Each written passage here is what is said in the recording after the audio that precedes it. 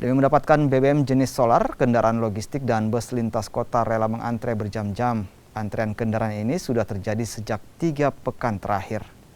Salah satu sopir mengatakan antrean dimulai sejak pukul setengah 6 pagi. Sementara truk penyalur BBM tiba di SPBU pukul 8 pagi. Sopir bus berharap kondisi ini kembali normal agar tidak mengganggu operasional bus antar kabupaten kota di Sulawesi. Bisa dijelaskan sedikit Mas, kalau Mas ini sudah di sini sudah dari jam berapa? Dari setengah 6. Dari jam setengah 6? Iya. Oke. Kalau boleh tahu Mas, nanti kira-kira jam berapa baru Mas bisa dapat solar?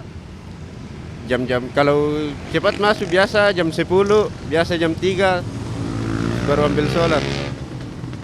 Kalau boleh tahu Mas, kejadian ini sudah berlangsung sejak kapan Mas? Sudah hampir 2 minggu lah. Kalau Mas sendiri kalau mendapatkan jatah solar dulunya berapa, sekarangnya berapa? Biasa 1,3 rupiah, biasa 1,4. Kalau sekarang? Kalau dulu? Sama? Sama. Iya. Untuk harganya sendiri Mas? Harga solar masih sama.